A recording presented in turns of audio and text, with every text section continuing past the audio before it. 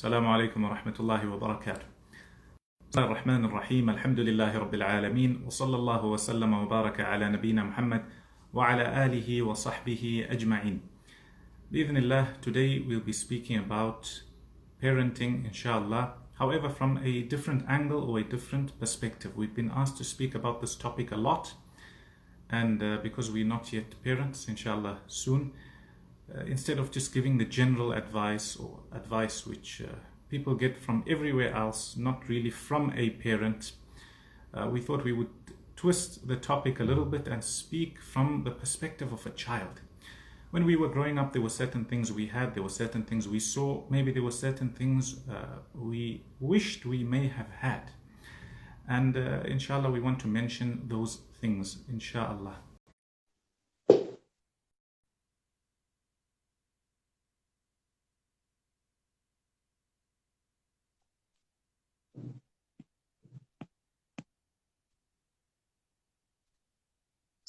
السلام عليكم ورحمة الله وبركاته.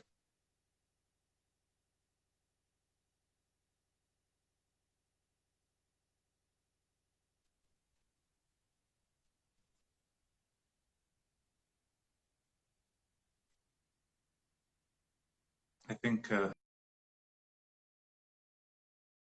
how is my internet?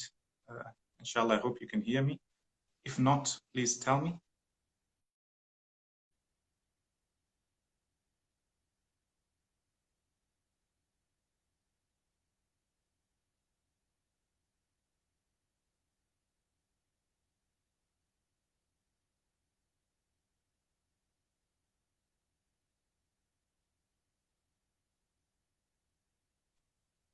As Sheikh Ibrahim comes and as we wait for him, inshallah, we will start a little bit. So basically, obviously, everybody knows that when it comes to parenting, when it comes to children of today, things have changed.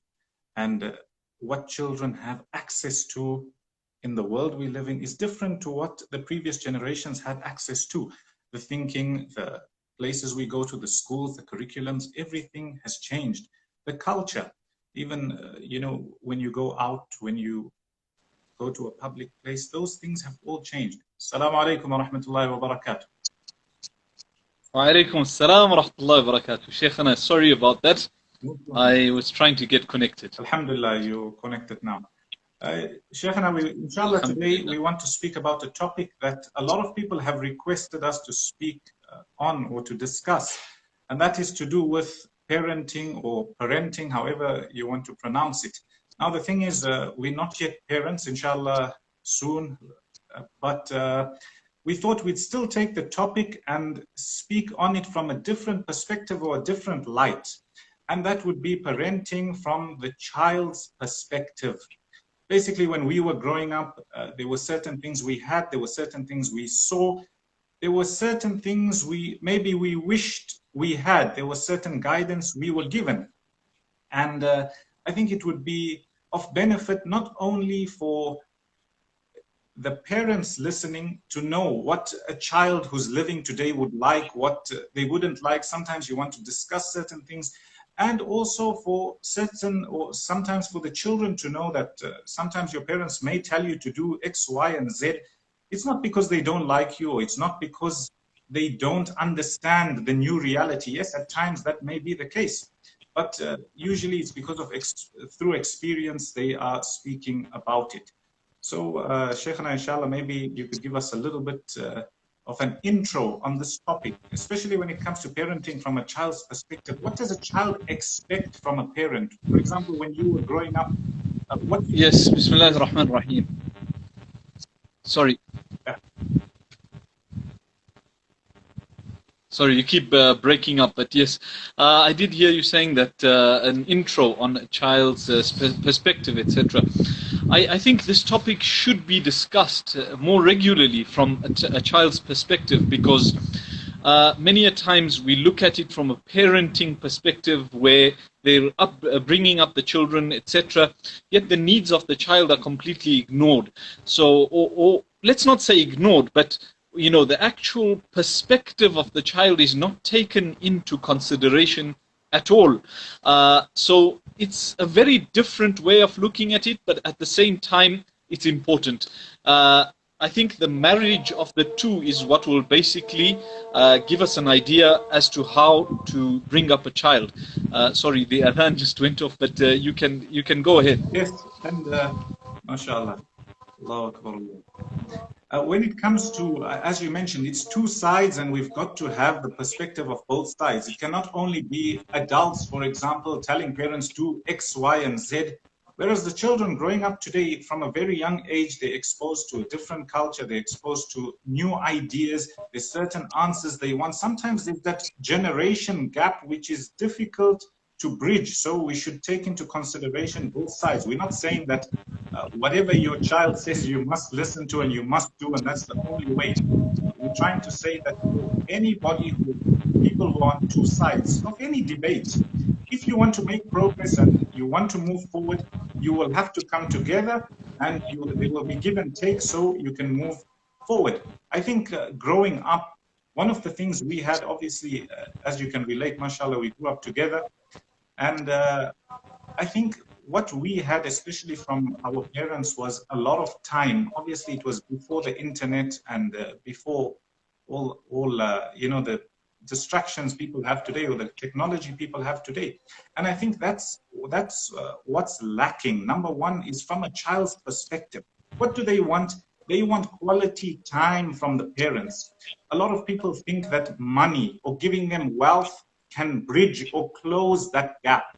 And that's not necessarily the case. In fact, a lot of people, they may be wealthy and they may have a lot of things. However, they don't want to spend time with the children. They want to dump them somewhere else or give them money and let them go. Then they complain when something happens to the children. So maybe if you could elaborate a little bit on that point when it comes to time, especially quality time.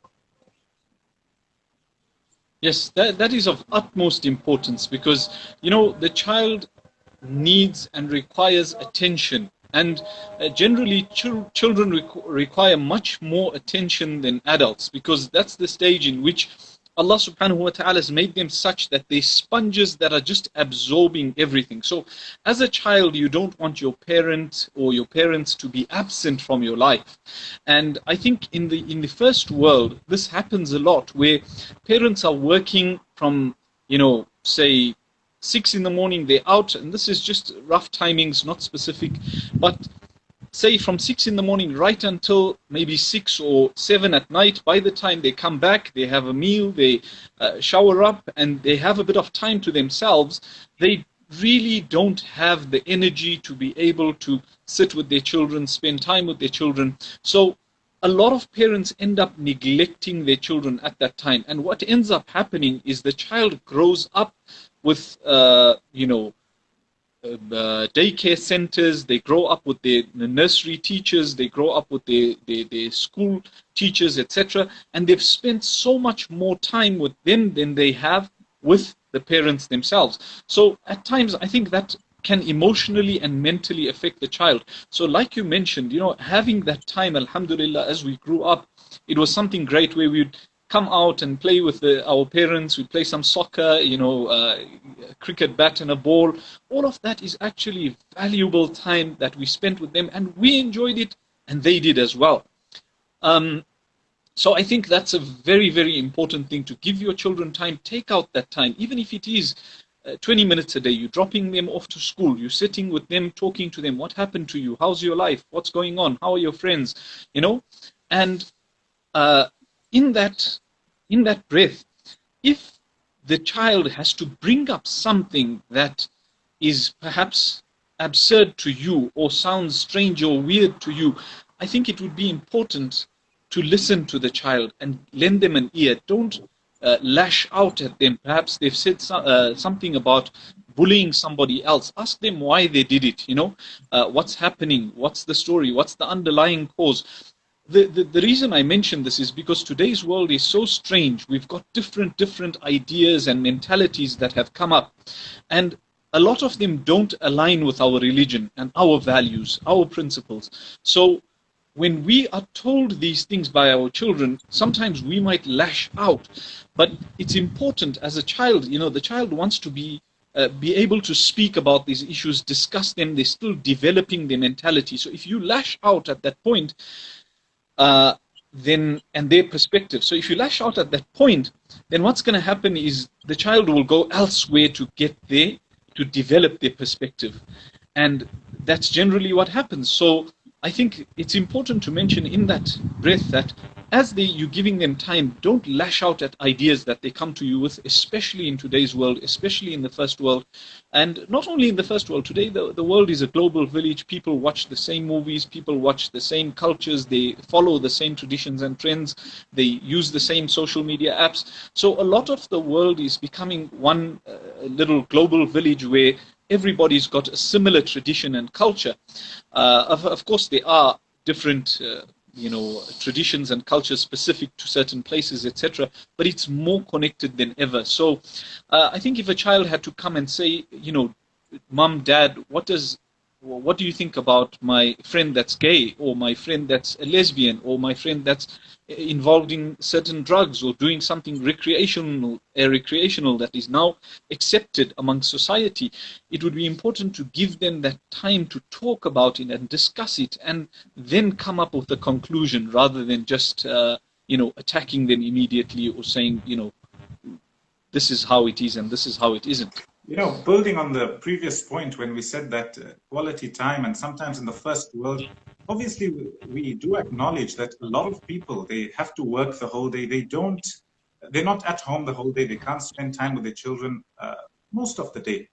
I think that's there. We're not saying leave your job or do anything silly, but we're saying that at least during the day, find some time. Maybe in the morning, as you mentioned, if you're dropping them to school, if you're not, try and be with them at least one meal on the table. In the evening, when they come back, ask them how was their day, what they did. Just that conversation, and to keep that bond going. The second point you mentioned and you started with was a very important point, and that's what also we found, is the ability to discuss anything with your parents or your parents.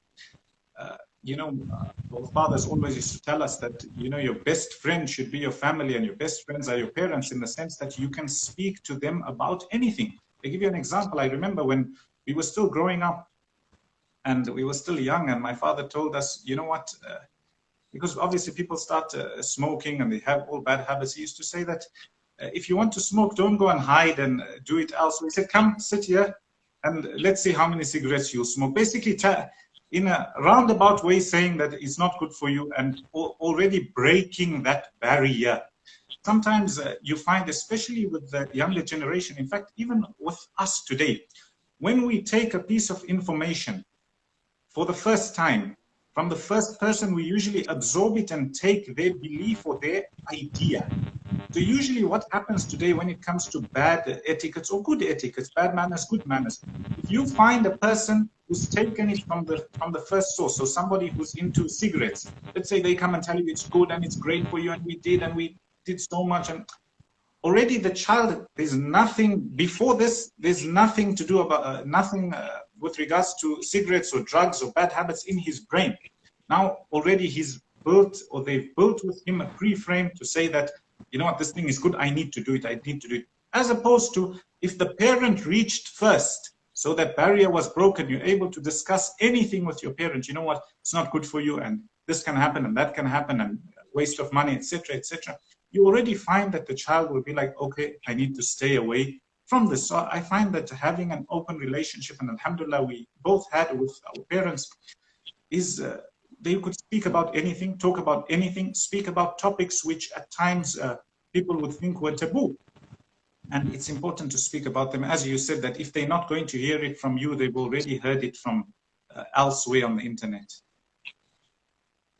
Absolutely, Sheikhana. What you mentioned is so true, that we need to give them that time and sit and talk to them, discuss with them, and be calm. And what I loved is a lot of the times we got explanations from our parents that, this is what will happen, this is how, if you do this, this is what will happen, and this is how this particular action ends up. instead of just getting an answer where we were told, don't do it, you can't do it, it's over and don't talk about this. Because when that happens, you've closed the door already. The child now wants to develop their mentality and their understanding of that particular issue, and they'll go somewhere else. So yes, of course, there were certain issues that were taboo. You couldn't talk about them in our time, but that was our time. Alhamdulillah, we've gone past, and now we need to understand what the children of today require as to what they need and what are the topics they're going to be bringing up specifically. So that's also important for us to be able to tackle and be able to deal with when it comes to children. Yeah, and I think a simple example, let's say a child, for example, he wants to buy a new iPad, for example, regardless of the age, and let's say the parent just says, no, you can't. Obviously, he's going to now go to his friends and tell them, my father said this and I want this. And he's already, since you've shunned him from this side, he's gone to find people who are going to listen to him, probably support him and give him that attention. So maybe if you, or as a parent, you saw it differently, and also to a child who's listening or those who are children, your parents, when they speak to you from the child's perspective, you've also got to know they're speaking from wisdom, they're speaking from experience, they know things which you don't know. Regardless of the way they told you, whether they shouted you or they didn't, that's on their part. But know that they're trying to tell you something which is good, and they're only telling you because they love you. So it's important to take it from both sides. Absolutely. Something interesting is that when the child has achieved something, or is working on towards a goal, etc., it's important to become involved, but to also let them do it their way and let them figure out how they need to do that. So sometimes I feel that children feel that the parents take over from them. They've got a school project, they've got something that they're engaged in, or a personal goal, an ambition, and then the parents become overbearing in their lives, where they want to dictate to them exactly how they should achieve that. But as a child, you'd want to have your own identity, and you're developing it, and you want guidance from time to time, but you don't want to be having your parents breathing down your neck the whole time, always they're constantly watching exactly how you're doing something. So rather letting the child achieve that and do it letting them do it in their own way would be the way I think that children would want it to be. I'm just basing it on what some of the feelings that we've had as we've grown up. Of course we did have a lot of involvement from the parents, but sometimes you feel like, I'd like to achieve this in my own way. Let me see how I can come up with the conclusion, or I can come up with, this particular issue, how I can achieve this particular goal. So I think that's also important from a child's perspective. Yes, as long as there's no harm that's going to happen. Let's say the parent can see the child making a mistake. Let's say it's not a major mistake where something's going to happen. Let's say he's doing his homework, mathematics. Obviously, you let him do it. If he's making a mistake, you can correct him. Let's say he's had 10 questions, he's answered 4 of them wrong. Sometimes let them do it by themselves. Let them make the mistakes. A lot of times as parents, we don't let the children make mistakes. If it's not something major, it's not a sin, let them make the mistake, because then they'll learn from that mistake. It's better to, let them do things than trying to make everything perfect. So many times, obviously, everybody wants their child to be the best and to do everything, but then sometimes, as you said, the children feel like the parents have taken over, and then it becomes like you're like a machine. Wherever they push you or they pull you this way, then you must go, and it's like you're not living your life. Another interesting thing is obviously growing up, when we got to teenage years, it differed a little bit in the sense that we were given more, I would say more rope or more allowance to make our own decisions. So obviously, it wouldn't be like, okay, you're too young, yes or no. What do you think about it? Do you really want to do it? It's not something. Go and do it. Go and try it out. And I think sometimes parents want to hold their children so tight, to keep them in a cage that's so locked. When the child reaches 18, 19, 20, and it's time to go, they will move on in life now. And then they say that, my child was with me and they were so good and everything, and now they've gone out and they've changed completely. Well, you've left them in the cage and you kept them as children, especially as they grew through their adult lives. You didn't give them the chance to explore, make their own mistakes under your wing. So they were just waiting for the cage door to open and they've gone. So you shouldn't be surprised if that had to happen. May Allah protect us. But that's something important, is that give the children their space, allow them to make their mistakes and allow them to explore also. We're not saying explore as in traveling the whole world. Maybe that's a discussion for another day. But, let's say somebody wants to try something in business. You know what, Dad, we've got a friend at school and we're selling soccer balls or we're selling some sports equipment. Let them do it. They're selling watches. Let them try. Let them, go through with it, because later on it will help them. Absolutely, I fully agree with that, and it boils down to the fact that you've got to equip your child with the right, skills and the right skill set to be able to navigate life. You don't want to leave them at a point where they've always looked at you for everything in their lives, and now that you're not there or they have to move on in their lives, they are really finding it difficult and hard. I think as a parent, it would be important to raise your child knowing that life is short. We don't know when our time is. So if I have to leave when they are, or if I have had to die when they are 15, 19, 20 years old, and it's one of the most difficult things. I couldn't imagine the thought in the first place. May Allah protect all the parents out there and their children as well. But to be able to raise them such that if I had to die in 2 years, 3 years, 5 years time, how would I leave my children? Would they be able to survive out there in the world? Yes, you may have wealth, you may have left them with something, or you may have, knowledge, but have you passed that on to your children? Have you given them the ability and skill set to be able to manage their lives out there by themselves? It's important. So, they call it mollycoddling, where you get involved in everything and do everything for them. I think it's important to sometimes just leave them in their rooms and tell them that, for example, that you haven't made your room, I'm not going to clean it for you. If it gets as dirty as it needs to get, it can become as dirty as it needs to be. You clean it. It's your responsibility, something like that. Or perhaps something of that nature.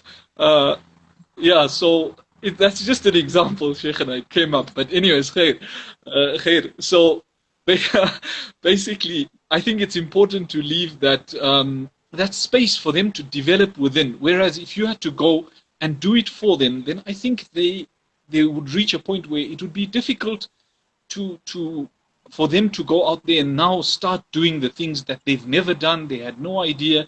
And this is what happens in marriage as well.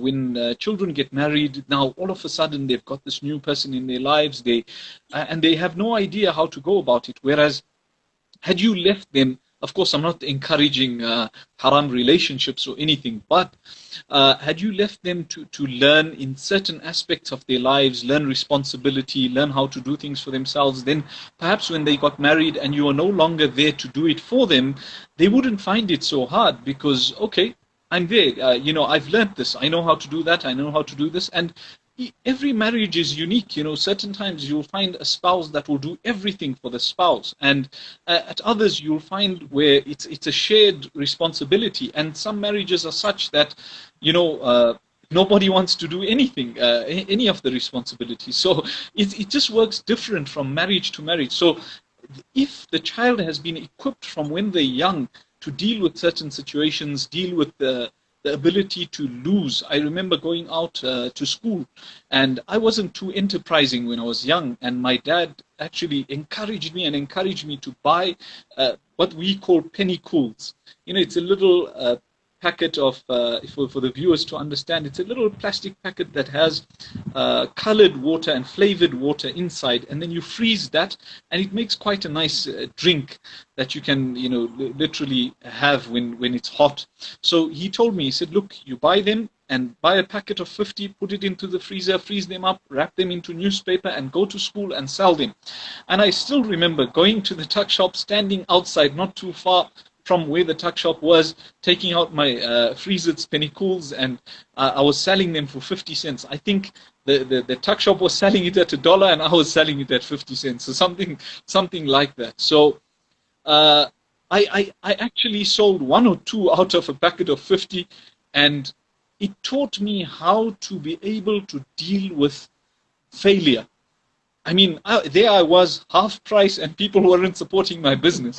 So, of course, it left me despondent at the time, but it also taught me that, not everything that you do in life will succeed. It's okay. Deal with failure. It's not a problem. Whereas if perhaps someone, your parent, my father had decided to send someone to buy all of the Friesitz or buy a lot of them, I might have been left with a false sense of understanding of how life works. So it's just a balance, I guess, and sometimes letting them go through their issues and problems is actually a good thing. Let them develop their own way to then tackle that issue and get through the other end and deal with the results as well. You brought up a very important word, a very important topic, and that's the topic of failure.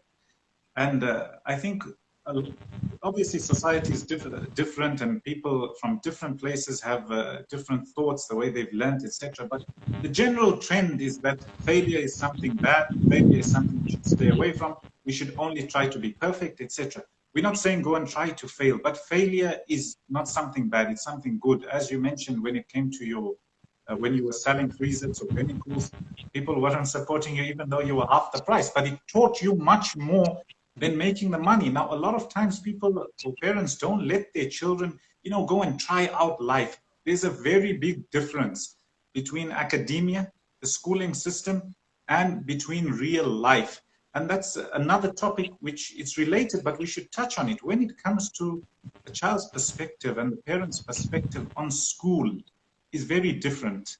A lot of the parents, a lot, not all, a lot, we want our children to get the best of results. Everyone wants their children to get the best of results. We want them to get top grades and prizes and go to the best universities. But realize as a parent that especially in the world we're living in today, that is not everything. In fact, a lot of times, what they call specialization, especially as you get further and further and further, it's actually detrimental to your life because you know so much about one thing and you don't know anything about everything else. So as parents, the whole education thing needs to be reassessed.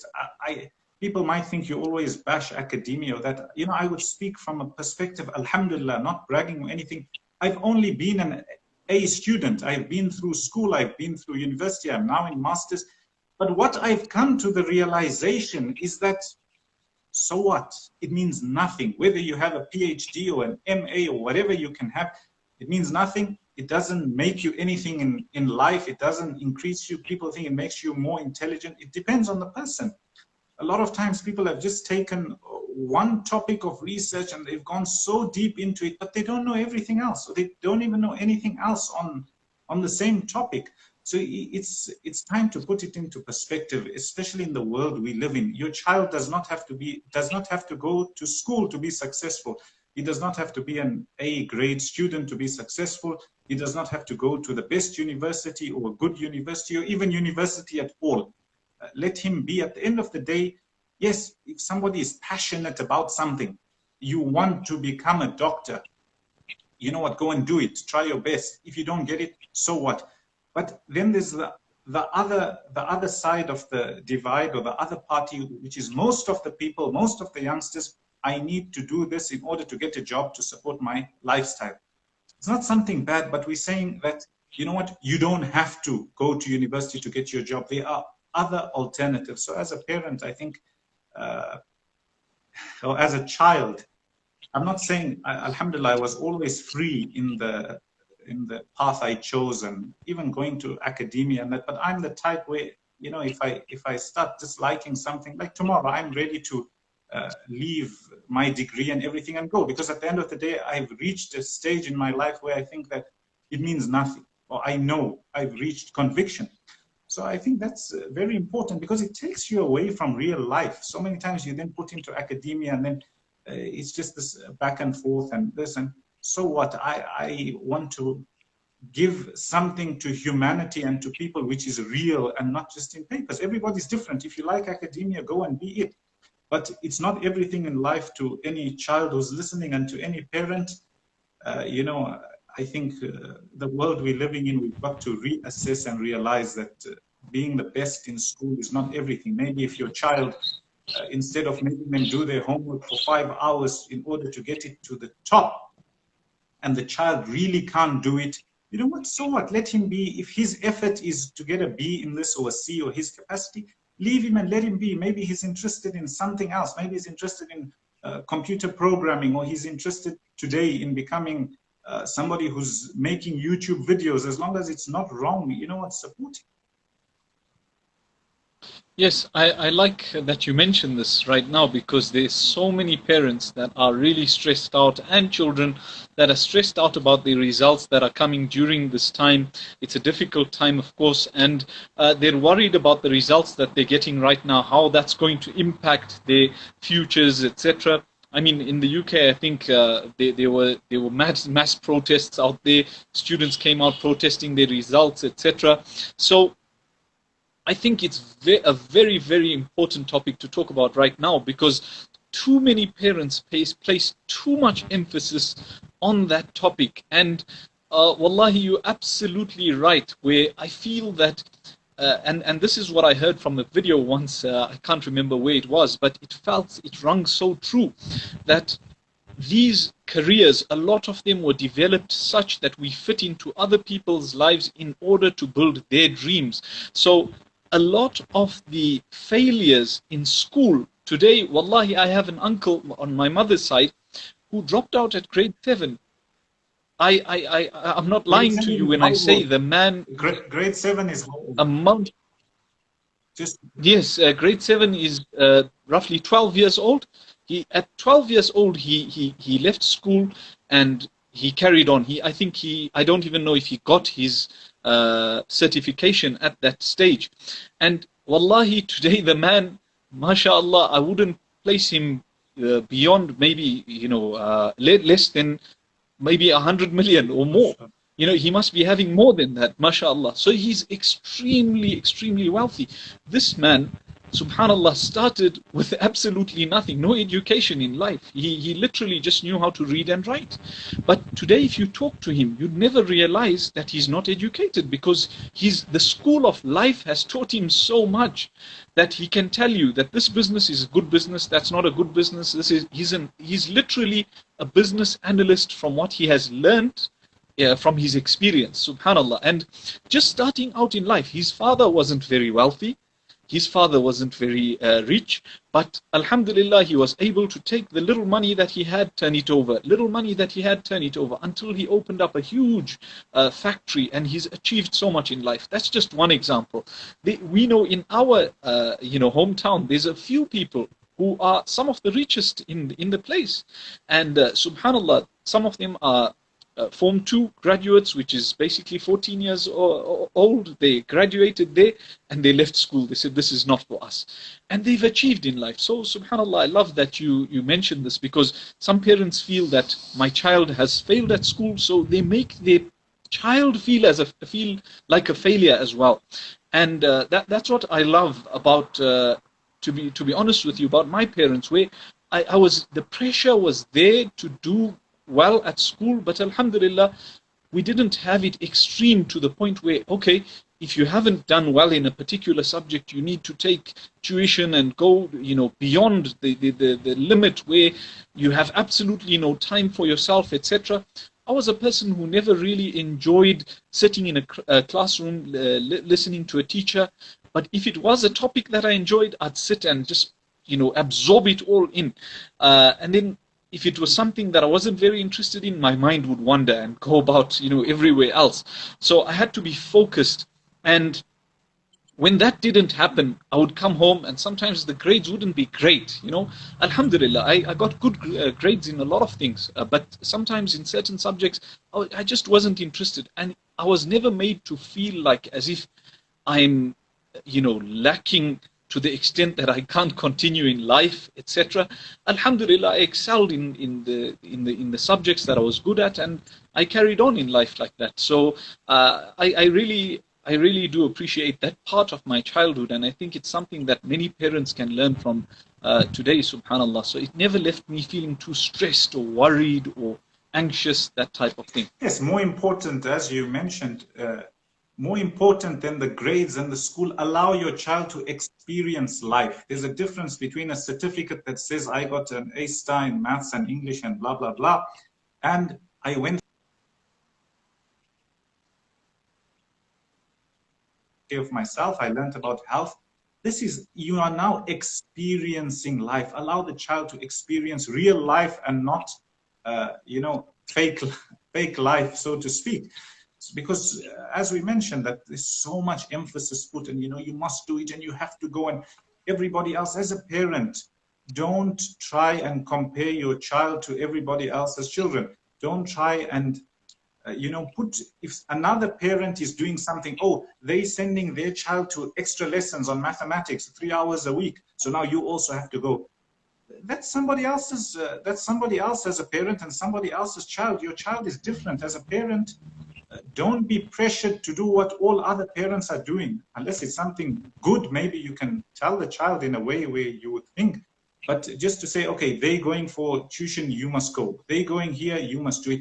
You've got to be the leader in your house. Yes, benefit from everybody else, but don't follow and try to now put your child or your household, we must follow these people like this. It doesn't work, and it causes problems. Yes, and I love what you mention of not comparing your child to another, because many parents do this and they sit and say, look at so-and-so's child, look how well they're doing, and look at what you're doing. Rather than that, focus on the positives and highlight the negatives as well to them. So, of course, you need that balance where you explain to the child, look, you're lacking here, but to draw physical examples from their friends, I think puts a child down more than it enhances their capacity or the ability. Rather, it actually puts them down and makes them feel insignificant, because so and so is like this and I'm not like that. That means that I'm less.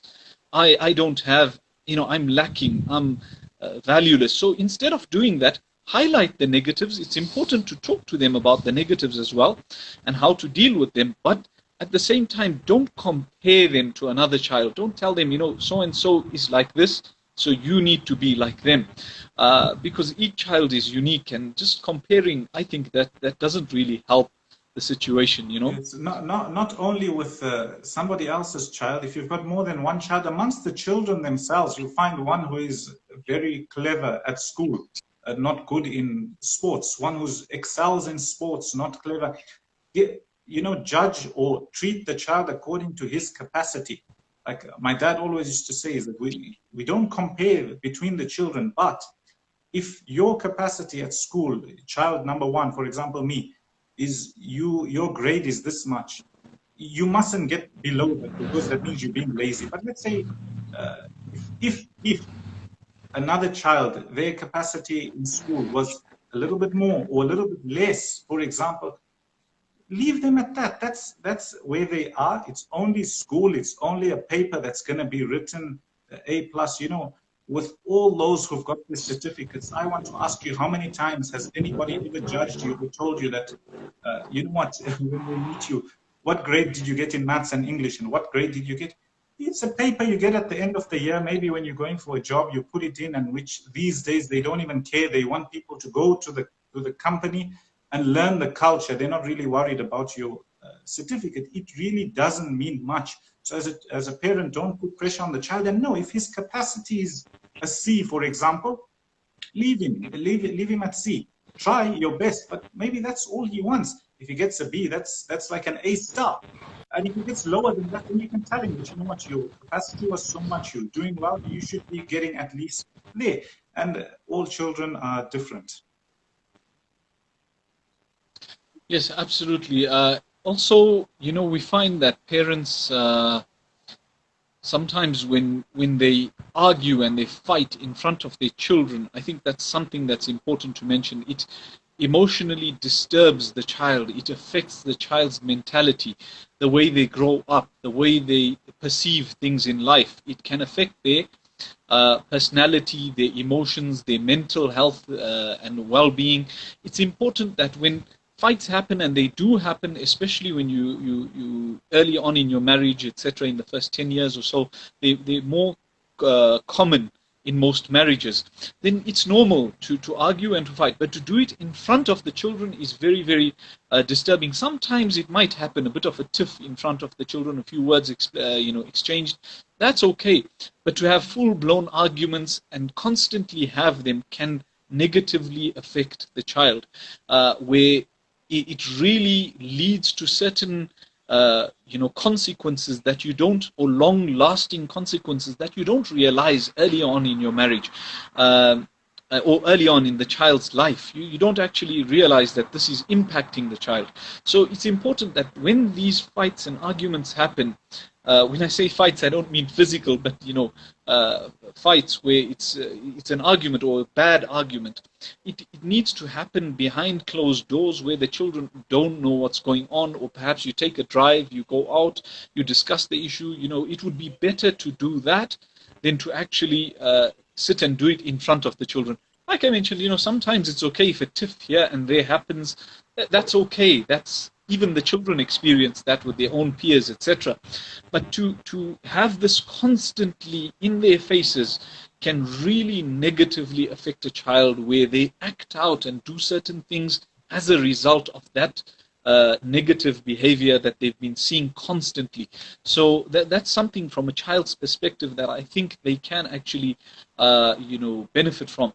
We've had instances where a child will come and talk about how his father beats his mother up at home, and I sit and I think, and it really affected me when I used to teach. At one point I used to teach young children, and the child was talking about problems that they were having at home, and wallahi, I nobody would know these people. That's why I'm mentioning this. It really affected me that the child came and said that this is what happened, and I was shocked that how can this happen in front of this child, because every time I told him to pay attention, I told him to do something, he literally 1 second you gave him and his mind would be somewhere else. The rest of the class was okay, but he had this problem. And then I figured out that it was to do with something at home that was going on. I asked him what's going on, and this is what happened, or this is what came out. So these things really impact the emotional well-being, mental well-being of the child. I think it's important to make sure that in front of the child there's no serious fights or arguments that take place. Yes, as you mentioned, that the children, they may keep quiet, but they see a lot, they hear a lot, they know a lot, they can sense a lot what's going on.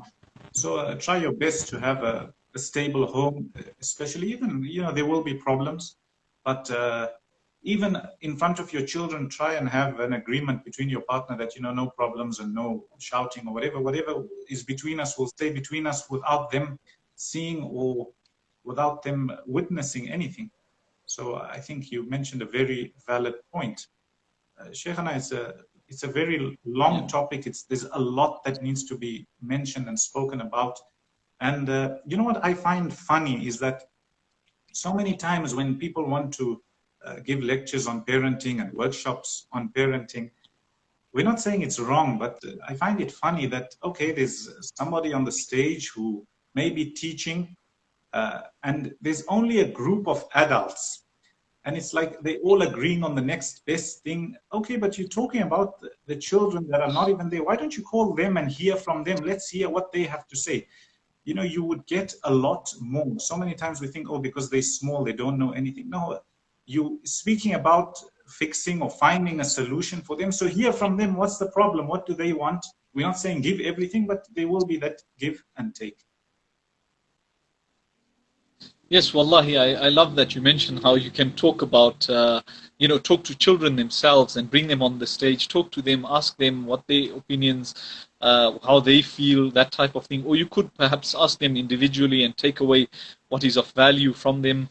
Wallahi, that's of utmost importance, because you need to bring together the two, the parenting side and the child side. And then once those two come together, you have a genuine understanding as to how upbringing should be, etc., rather than just it being a one-sided thing from the parents' perspective, etc. I think one thing we didn't touch on, and that was because it's a very long topic, it's a topic on its own, but maybe we can touch on it, is for the parents when the children are growing up, especially when they're young, try to get in their Islamic education in terms of them learning how to read their salah, learning a few things about the deen. Because usually what we've found, and you've taught, so you know this, is that, and you've experienced it, that usually between the age of about 5 up to 11, 10, 11, maybe 12, that's the only time today that you're getting the children to get anything Islamic, and that's half the time because they need to go to a madrasa. It's like school. After that, they go to high school, things change, and that will probably be the last time they get anything Islamic, in a school type of setting, or in a more teaching type of setting, instead of a lecture here or lecture there or the Jumu'ah. No. So I think that's very important, that, some of the etiquettes. I remember your father always used to, when somebody sneezes, alhamdulillah, he always used to teach us about the right leg, when you're entering the masjid, etc. So much so he would tell us, if he saw us entering with the left leg, he'd say, come out and enter with the right leg. And after, him having done that so many times, anywhere I'm entering, and I'm entering the masjid, etc., I always remember him, because it's like he trained us to do that. Yes, wallahi, that was definitely one of the things that he worked on, alhamdulillah, the Islamic side of things. He always taught us the value of the deen, etc., subhanallah, and that was something absolutely lovely and amazing in our childhood, alhamdulillah. I'm really grateful for that as well. And even when it comes to both our parents, we'd have different stories that they narrate to us and tell us, and it was important to learn from those, draw from those stories as well. I think children generally love stories, so hearing about the people of the past and their friends and what they did and how they grew up was also of significance and importance to us. It taught us certain qualities, certain things that we should do. Certain things that we should keep away from, that type of thing. It was important the way they did it, and beautiful, alhamdulillah. As we're speaking, I'm actually thinking about them both, our parents, and I think something common between them, obviously, because they're brothers, they grew up together. I think when they were young, especially teenagers, they were allowed to experience life. They played sport and they went out and that. And hence that type of understanding and knowing that, people need this space, or they need certain, we could call them freedoms, or certain space in certain things. And that rubbed on to them, as opposed to if you compare people who, their parents, not all, but some, who may have only had an academic background and everything was only school and working, then the whole environment changes. And I think that's apparent. So the parents themselves, sometimes as a parent, something you may not have had in life doesn't mean you prevent your child from having it. You know what, when we were young, we didn't go here, or we didn't do this, so you mustn't. The times have changed, and it's important to discuss these things and get to a middle ground for both parents and children. Yes, absolutely. And also of importance is that whatever the child mentions shouldn't just be put aside as though it's nothing, but rather taken on board, where you listen to the child, actually give them their time, think and consider what they're saying, rather than just, shoving it aside or putting it to one side and acting like it has absolutely no importance, regardless of how young the child is, because it teaches them that your words are of importance. What you say that comes out of your mouth is important. So we need to listen to it, and we need to hear what you have to say, and then we can judge it and see how to deal with it, rather than just shoving it aside and making them feel insignificant. I think that's important as well. Yes, because as a human being, if somebody makes you feel insignificant, you're not going to go to them again. You're going to go to find somebody else who gives you that significance and who gives you that importance and time of day, especially as a child. So if you think about people who've got onto drugs or who started drinking or bad habits, a lot of the times it's to do with that. They didn't find, as we mentioned at the very beginning, they didn't have quality time in the house. They found somebody else, or they were shunned, they weren't listened to, or they were made to do things that they really didn't like. You know, sometimes they make the children do things that they don't like. You know what? Even if it may be good for them in one aspect of their life, but they don't like it, they can live without it. You know what? Leave it. So yeah, I think that's about it from my side. Sheikh, anything else you'd like to mention or to add? No, Sheikhana, there was a few more points, but I think we've spoken for long enough, inshallah. You can mention them maybe about it if you've got them with you. In the future. Well, to be honest with you, I even got some help from my wife, alhamdulillah. So, with this topic, she does deal with children all the time. So some of the points that she had mentioned was be supportive of our decisions. If we choose to wear something on the weekend, let us wear it. When you choose our outfits, we feel less than. We feel like we're not smart enough to make life choices. So, in certain issues, it's important to leave decisions to the child. Let me do certain things. I'd like to do them the way I like doing it. And I think that's important. Actually listening, we already mentioned that. Treat us like equals. Adding on your point of being supportive, I think that's something we missed, and it's something very important. Your child will get to a stage in life, especially 15, 16, or even younger, certain decisions, be supportive of their decisions. I remember when I was 16, I got, mashallah, good results. And then I told my father, I don't want to go to school anymore. I want to go to Medina. And he didn't say that, no, you got good results and you can become a doctor and you can do this. And he said, you know what, whatever you want to do, do it. He said, if you change your mind, tell me. And also this way, he was very supportive, even my mother at the same time. Even till today, anything I tell him, you know what, I want to try this, he'll say, yeah, go do it. And in the same day or the next day, I might say, oh, I thought about it. And I think doing the complete opposite, he'll still support me with it as long as it's not something wrong. Basically, go and try it. And when you have that support, you have somebody behind you, a few people behind you, even though you're doing it alone, but you know that they're aware of it, they're happy with it. It's okay if I fail. So yeah, I think we both found that our parents were very supportive and they gave us that independence, especially when we grew older, 16, 17, 18. Make your own decisions, and you know what, it's up to you. We're supporting you with whatever you do. Yes. Yes, absolutely. No, so that was one. And then she had mentioned also treating us as equals. What she meant by this, I think, was more, lower yourself down to our level and talk to us, where we had spoken about, giving importance to what the child says, not treating them like a child all the time. They call it, and I think we mentioned this as well, molly coddling, where you want to act like the child is a small little baby, even though they may have grown up. They might now be 8 to 10, 15 years old, and you're still treating them like a baby. That wouldn't be the right way to go about things. Rather, sit and talk to them at their level, and it changes from year to year, from time to time. Every year, 2 years, you've got to adjust the way, or perhaps every few months, you've got to adjust the way that the child is now thinking. They've developed. They're now at another level altogether. So talking to them at their level is important as well. But at the same time, trying to treat them like they're very, very young until they're quite old would actually be detrimental. Where you see sometimes parents doing this with their children, I think it affects the child as well. They feel like they're still very young, whereas in reality, they're growing up, they need to learn certain things.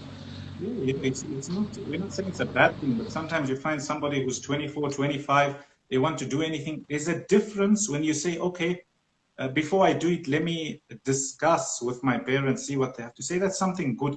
But you know what, let me get permission from my parents to do something which is completely permissible. You're 24, 25, because sometimes, as you mentioned, it's made like a hierarchy where you can't even take 3 steps forward until you consult the hierarchy. And if the hierarchy says you go forward, then you go forward. So I think giving your children that independence, obviously from the age of 1 to 6 is very different. 6 to 12 is again different. But then 12 to 16, or your teenage years, 12 to 13 to 19, that's a very crucial stage. You've got to allow your child to become an adult. Yes, absolutely. Someone says here that what if you said to your parents that I want to be a rock star? I think that explaining why you've arrived at that decision would be very important, because at that point, like I was saying, these are issues that happen in today's world. I want to be a rock star, I want to be X, Y, and Z. Now, why should or shouldn't you, shouldn't, in our case with Islam, why shouldn't you be a rock star? Explain to the child from an Islamic perspective, but explain it rather than just saying, no, you're not going to be, and it's over, end of discussion, and we're not talking about this again. So the minute the child has the ability to do it themselves or have their own independence slightly, they want to try it out, So rather explain to them why that would be the wrong decision to make in their lives. And then I think that would actually be great. There's a brother that I also do lives with, mashallah. He actually had a hero from amongst the rock stars of the time, and at one point where he felt that this hero had everything in his life, that hero committed suicide. And that made him think about his entire life and what he was doing with it. So, subhanAllah, using these examples, these stories, trying to explain to the child why not to do something would actually benefit them much more than just making a decision and explaining to them that this is how it's going to happen, and end of story. And a lot of the times it's just talk. When we were young, obviously, how many things did we want to become? Everybody can relate. When you were young, there must have been a time you wanted to become a boxer, and then a pilot, and then a sports person, and then a doctor, and then a this, and then it's something that comes. But you're talking more seriously when you're getting to about 15, 16. It's normal for 90% of the people to not know what exactly they want to do, even at that age, even after between 20, 21, 22, it's normal. So as you said, don't be dismissive completely, don't dismiss it completely, lend an ear, and sometimes it's just talk that changes every day. Yes, absolutely. Absolutely, Sheikhna. So I think I've mentioned my points. Perhaps if you've got something to say, we could, or perhaps we could call it a day. No, alhamdulillah, we mentioned quite a few points. Maybe just to recap quickly, is we spoke about the importance. We as children, we found that our parents gave us a lot of time, quality time, and that helped us a lot. We mentioned how we were given that independence in decision making, especially when we got older. You know what, make your decision and tawakkal ala Allah. You can ask for guidance on that, but then it's your decision. And I think the third and most important thing or one of the most important things we talked about is the whole schooling system, where don't put pressure on your child that they must get into this school and that university and that. So what if they don't? It doesn't mean anything. It doesn't mean much. And we're not saying those who go to school, you in one of two camps. It's either you like what you're doing, you love what you're doing, you're passionate about being a doctor or a farmer or whatever it may be, go for it. Even you find a person who's an E student wants to become that, go try it, go for it.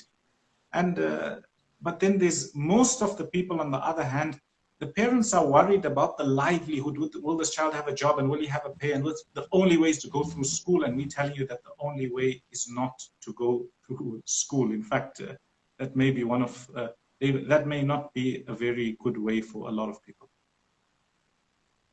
I think absolutely.